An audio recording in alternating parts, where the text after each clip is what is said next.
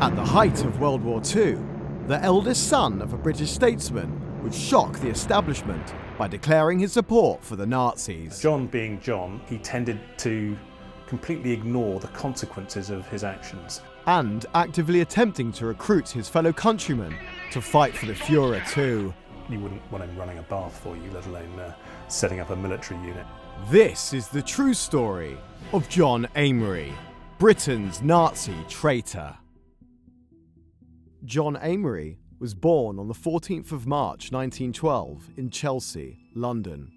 The first of two sons, John's father Leopold was then a high-ranking British statesman and would later go on to serve in Winston Churchill's wartime cabinet.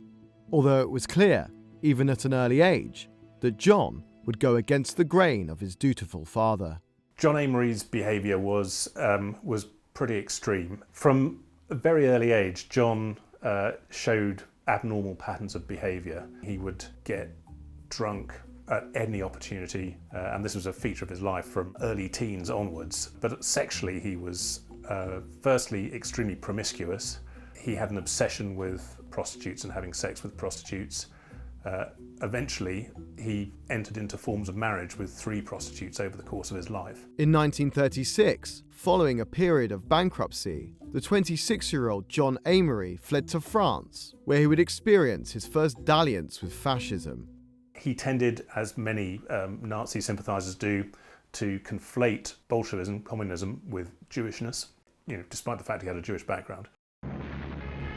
With the outbreak of World War II, John, still residing in France, had found himself caught in a precarious position between his home country and his increasingly far-right leanings. John was rather taken aback by the fact that Britain had formed an alliance with the Soviet Union, which his worldview absolutely precluded any kind of dealing with a communist country.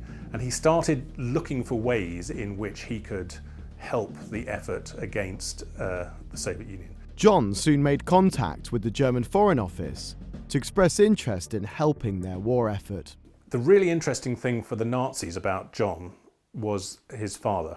He was serving in Churchill's cabinet as the Secretary of State for India and Burma. The Nazis believed that John would be listened to by the highest levels of British government. Their plan would be to use their newly acquired renegade to record a series of propaganda talks to be broadcast on German radio.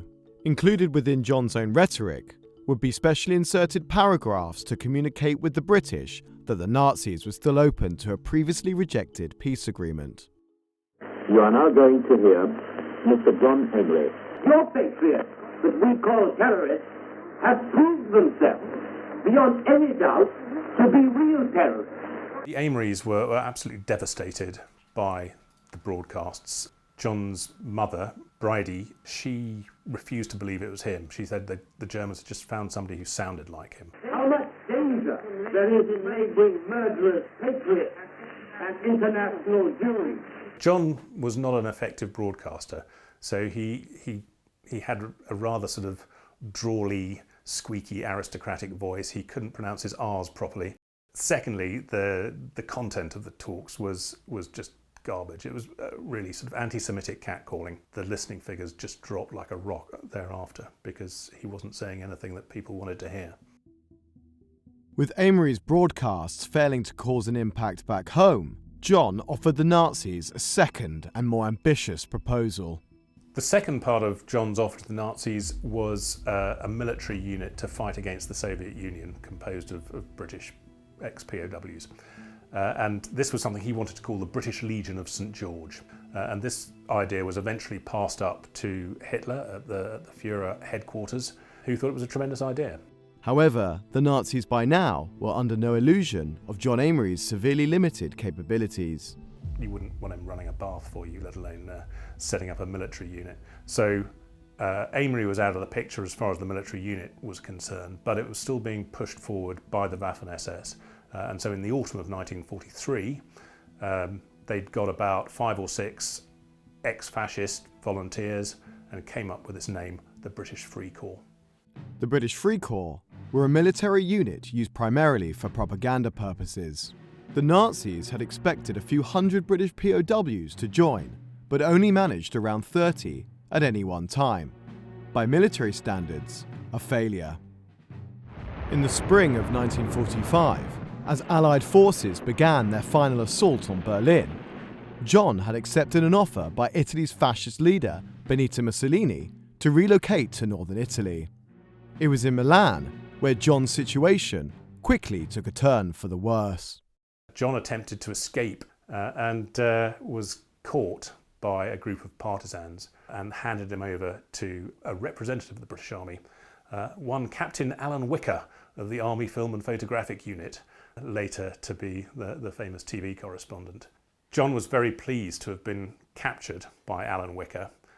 He said to him, "I'm so glad to see you. I thought they were going to kill me," and they probably were. Now back in London, the 33-year-old John Amery entered the dock at the Old Bailey with charges of high treason, a charge that, if convicted, would be punishable by death. It's normally hotly contested that people clearly don't want to be hanged, and so they fight tooth and nail these charges.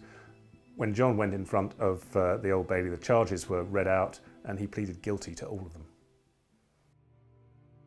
On the morning of the 19th of December 1945, John Amery, placed in a holding cell at Wandsworth Prison, met with the infamous executioner Albert Pierpoint for the first and last time. John gave one final repartee. "I've always wanted to meet you, Mr. Pierpoint, but not, of course, under these circumstances."